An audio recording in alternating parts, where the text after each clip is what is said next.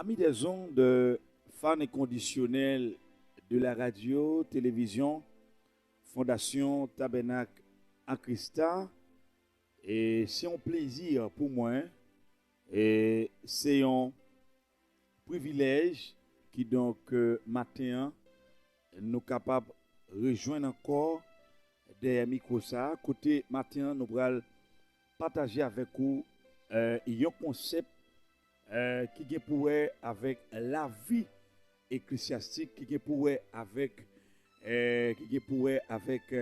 la vie l'église et la vie spiritualité l'église qui donc l'important qui donc pour nous étudier concept ça et pour nous capables river édifier à travers de concepts ça pour nous capables river apprendre comment pour nous capables mener tête nous mener vie nous dans un monde si dangereux, dans un monde si fragile. Qui donc pour monde qui connaît déjà et ça qui pas connaître moi yo, qui donc moi c'est révérend pasteur Williamson Normil depuis Santo Domingo, République dominicaine. Moi c'est directeur et académique et maison des études universitaires à Christa et maison des études universitaires scientifiques et théologiques. C'est moi c'est propriétaire à Christa qui donc Jésus fait grâce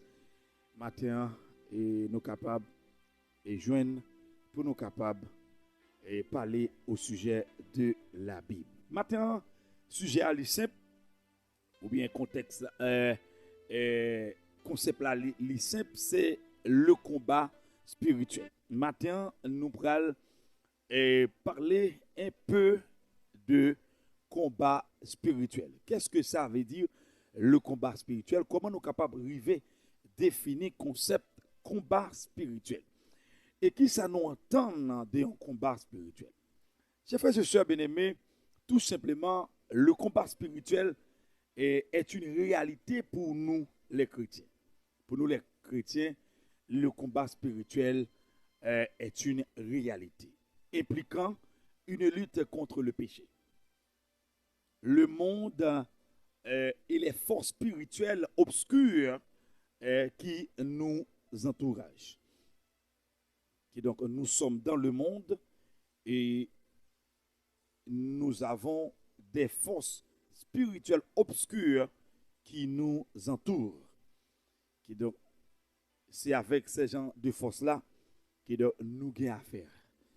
Et nous avons une bataille, mais puis nous mettons dans la tête nous que c'est avec la chair que nous avons.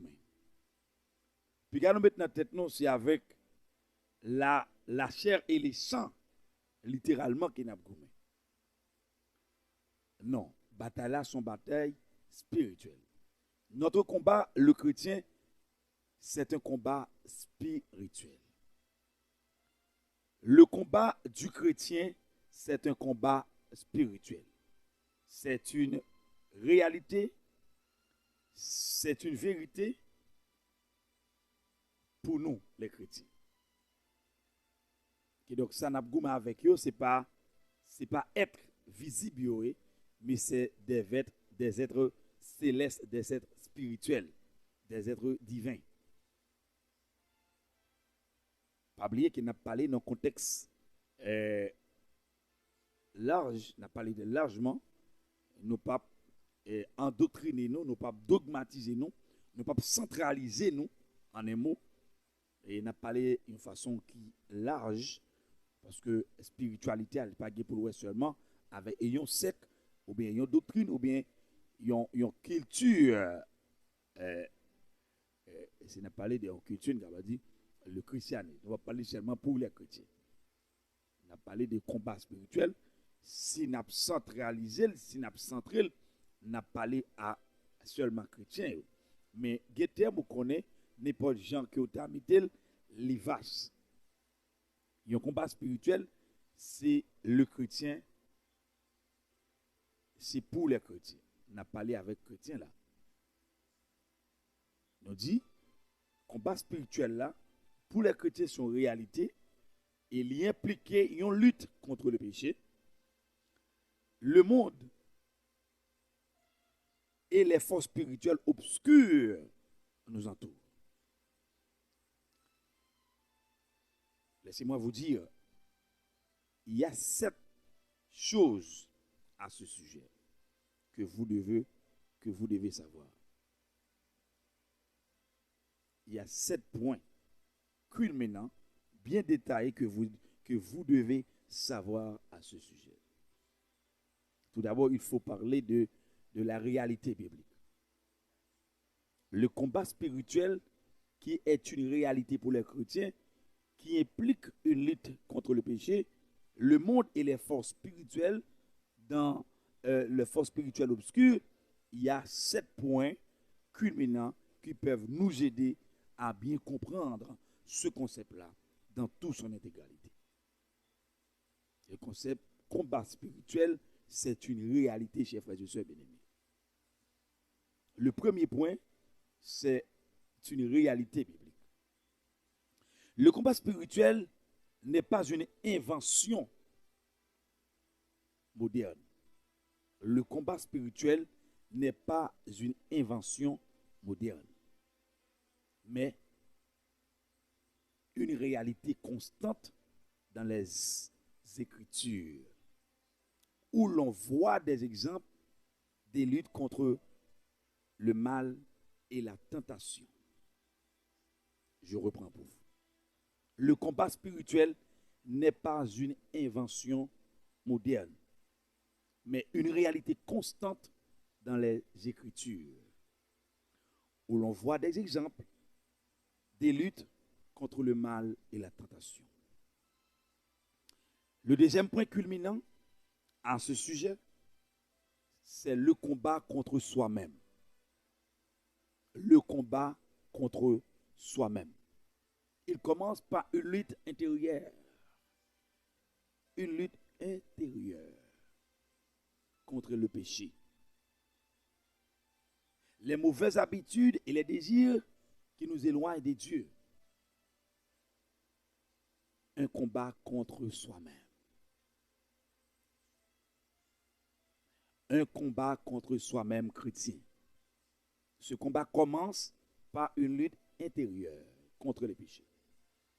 Les mauvaises habitudes et les désirs qui nous éloignent de Dieu. Troisième point culminant à ce sujet. Un combat contre le monde. Un combat contre le monde.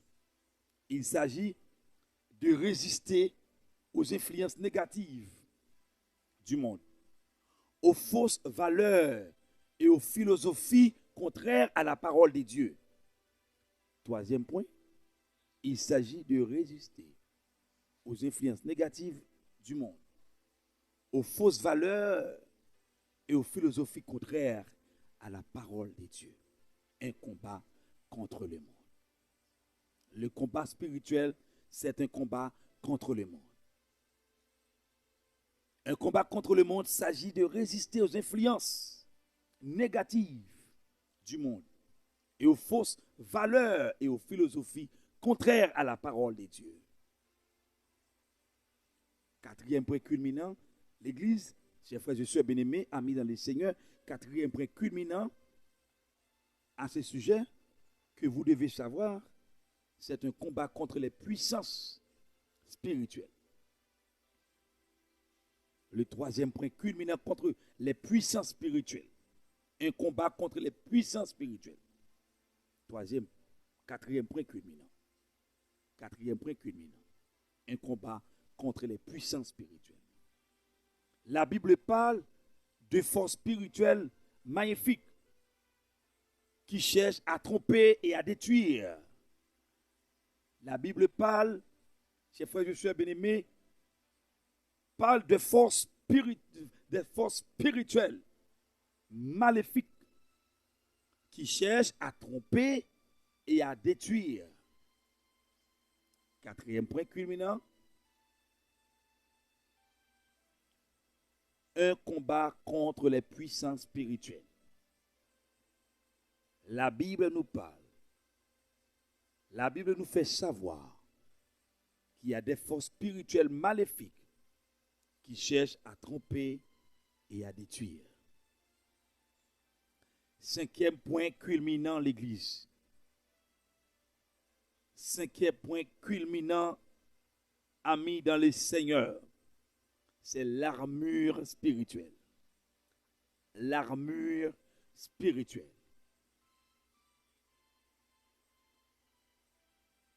L'armure spirituelle. Chers frères et sœurs bien-aimés, Dieu fournit une armure pour se protéger dans ce combat. La vérité, la justice, la paix, la foi, le salut et la parole de Dieu. Dieu fournit une armure pour se protéger dans ce combat. C'est la vérité. Dans ce combat spirituel, Dieu nous fournit une armure pour se protéger dans ce grand combat. C'est la vérité, la justice, la paix, la foi, le salut et la parole de Dieu. Cinquième point culminant, marquant le grand combat spirituel, marquant ce concept spirituel, ce concept combat spirituel. Le cinquième point culminant, marquant ce grand combat spirituel, c'est l'armure que Dieu nous a fournie pour se protéger dans ce monde, dans ce grand combat. Et c'est la vérité, la justice, la paix, la foi, le salut et la parole de Dieu. Amis dans le Seigneur, sixième point culminant, sixième grand point, c'est la prière comme arme. La prière comme arme. La prière est essentielle pour rester unis à Dieu et demander sa protection et sa force. La prière est essentielle pour rester unis à Dieu et demander sa protection et sa force. La prière comme arme. La prière comme arme. C'est le sixième point culminant.